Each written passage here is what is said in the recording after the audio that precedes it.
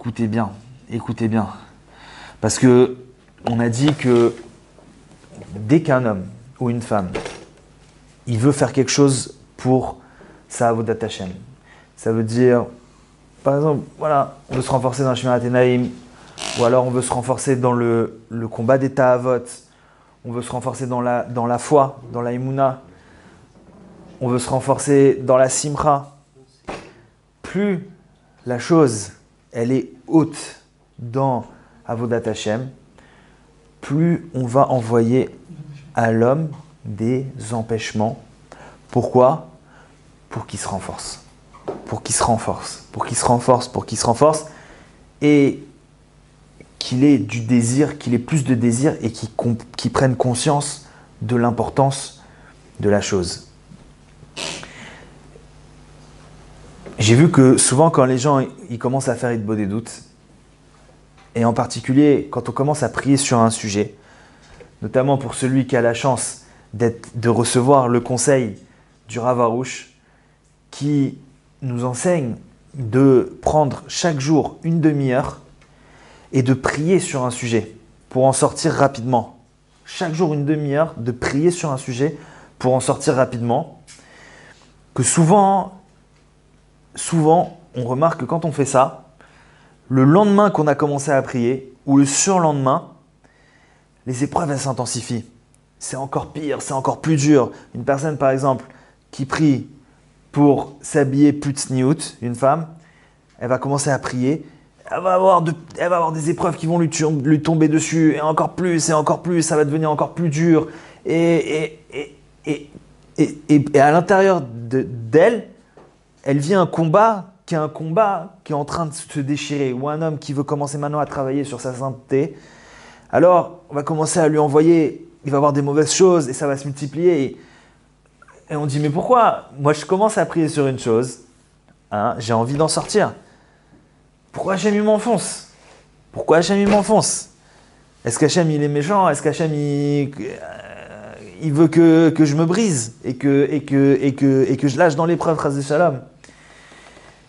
Alors, il faut savoir que ce renforcement-là, le renforcement du Yetzer Hara, le renforcement de l'épreuve, elle ne vient que pour que nous, on se renforce pour acquérir la chose.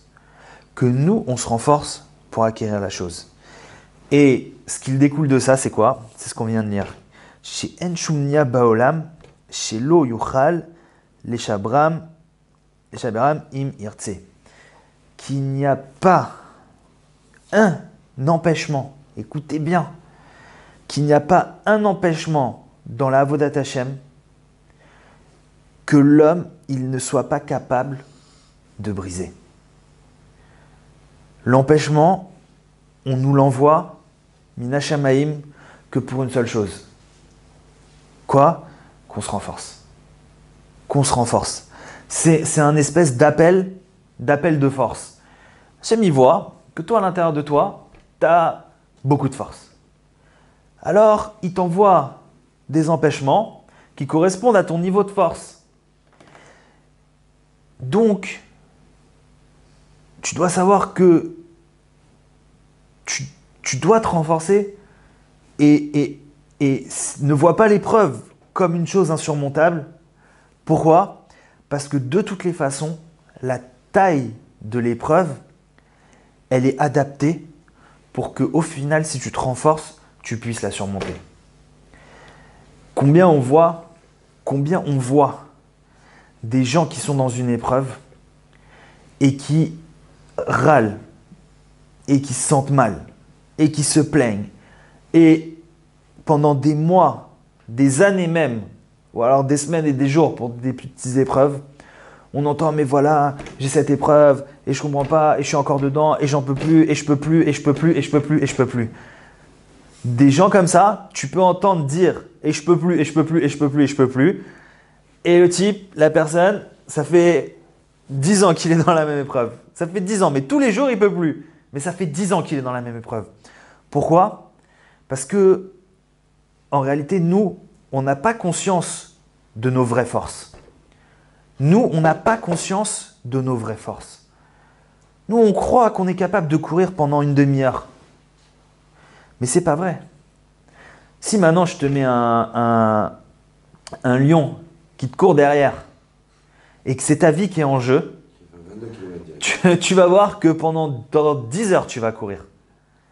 Mais toi, tu étais persuadé, et nous, on est persuadé qu'on peut courir pendant 10 heures.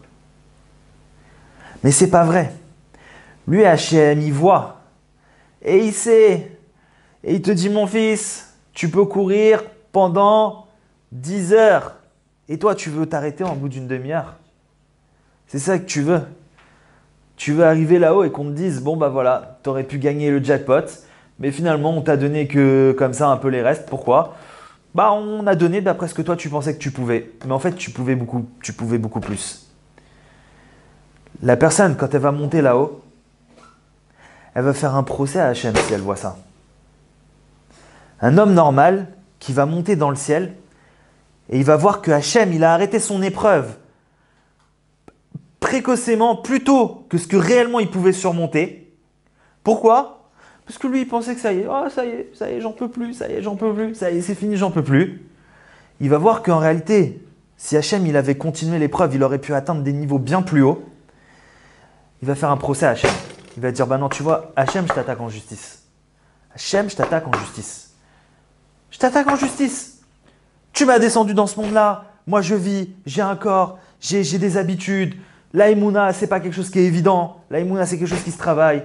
Et toi, tu savais que j'avais le potentiel de pouvoir atteindre un niveau élevé dans le service divin. Et pourquoi? Parce que j'ai un petit peu râlé comme ça, tu m'as arrêté mon épreuve et maintenant je suis resté médiocre. Un homme, il va monter là-haut et il va faire un procès à Hachem. Quand il va réaliser ce que l'épreuve elle est en train de lui faire gagner, si chacun d'entre nous on réalise ce que l'épreuve, les épreuves dans lesquelles on est, elles sont en train de nous faire gagner, alors on serait en train de remercier et de danser et de chanter et d'être joyeux du matin au soir. Et si on savait, nous-mêmes, on dirait à Hachem, Chas Shalom que tu arrêtes cette épreuve. Chas Shalom que tu arrêtes l'épreuve. Mais quoi? On n'a pas conscience de ça.